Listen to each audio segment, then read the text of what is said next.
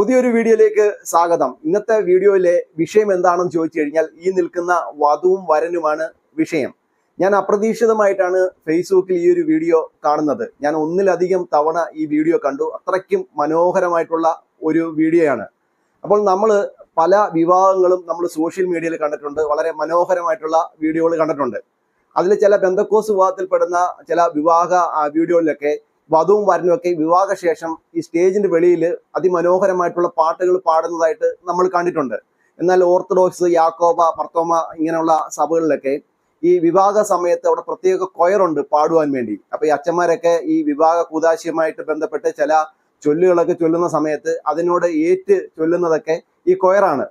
എന്നാൽ ഇവിടെ ഈ വധുവും വരനുമാണ് അത്തരത്തിലുള്ള ആ പാട്ടുകളൊക്കെ അതിമനോഹരമായിട്ട് പാടുന്നത്. അപ്പോൾ ഇത് കണ്ടിട്ട് ചില മലയാളികൾക്ക് ചില ചൊറിച്ചിലുകൾ ഉണ്ടായിട്ടുണ്ട്. അതിനെക്കുറിച്ച് നമ്മൾ ഈ വീഡിയോ കണ്ടതിന് ശേഷം പറയാം. ആദ്യം നിങ്ങൾ ഈ വീഡിയോ ഒന്ന് കണ്ടു നോക്കൂ.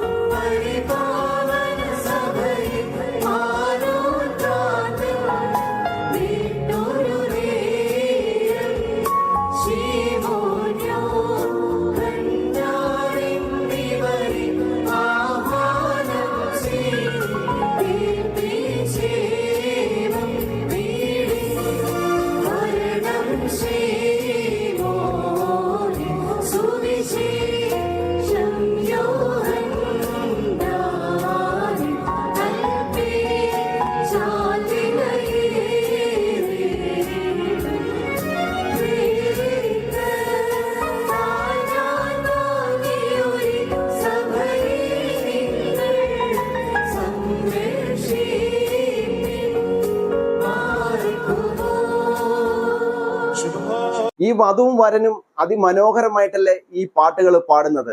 ഇത്തരത്തിലുള്ള ഒരു വിവാഹ വീഡിയോ ഇതിനു മുൻപ് നിങ്ങൾ ആരെങ്കിലും കണ്ടിട്ടുണ്ടോ? ഈ വിവാഹമൊക്കെ അടിപൊളിയാക്കുക എന്ന് പറയുന്നത് ഇതാണ്. വാക്കിയോടെ കണ്ടു നോക്കൂ.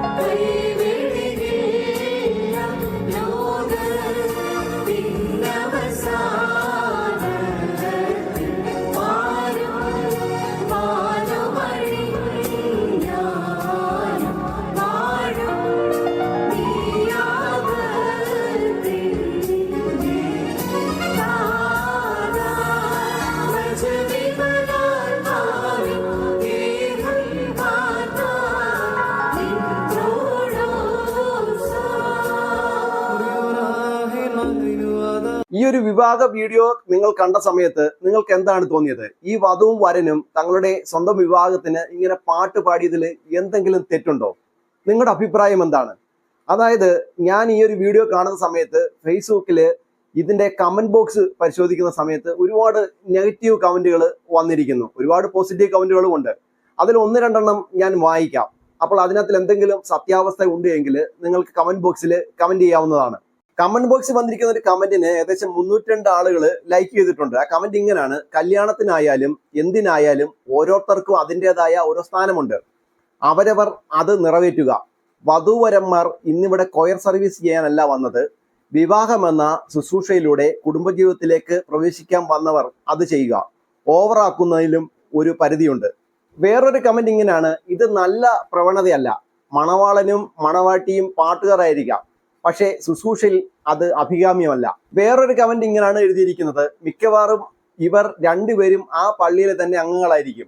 മനോഹരമായി പാടുന്നു. സ്വന്തം വിവാഹത്തിന് സ്വന്തമായി പാടി ശുശ്രൂഷയിൽ പങ്കെടുക്കുവാൻ കഴിയുന്നതും ഒരു അനുഗ്രഹം തന്നെ. പക്ഷേ മറ്റേതെങ്കിലും സഭാവിഭാഗങ്ങളിൽ നിന്ന് വരുന്ന പെൺകുട്ടികളാണെങ്കിൽ അവരെ കൊണ്ട് തലയിൽ തട്ടമിടിയിക്കാൻ നമ്മുടെ വൈദികർക്ക് വല്ലാത്ത ആവേശമാണ്. സഭാ പാരമ്പര്യം അനുസരിച്ച് അത് അനിവാര്യവുമാണ്. ഇവിടെ വധു തലയിൽ തട്ടമിടുന്നില്ല എന്നുള്ളത് ഒരു പോരായ്മ തന്നെയാണ്. വേറൊരു കമന്റ് ഇങ്ങനെയാണ്: സ്വന്തം വിവാഹത്തിന് വധുവരന്മാർ പാടി ബലിയർപ്പിക്കുമ്പോൾ ഒന്നുകൂടി ആ നിമിഷം ധന്യമാകുന്നു. ഇവരുടെ ജീവിതകാലം മുഴുവൻ ഓർത്തുവെക്കാൻ ഇതുപോലെ നല്ലൊരു മൂമെന്റ് വേറെ ഉണ്ടാകില്ല.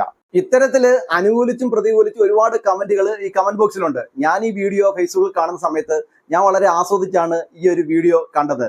അതായത് ഇത്തരത്തില് സമുദായത്തിലുള്ള ഒരുപാട് വിവാഹങ്ങൾ ഞാൻ കണ്ടിട്ടുണ്ട് എങ്കിലും ഇത്തരത്തിലുള്ള പാട്ടുകളൊക്കെ പാടുന്നത് ഒരു സൈഡിൽ നിന്നുകൊണ്ട് കൊയറുകളാണ്.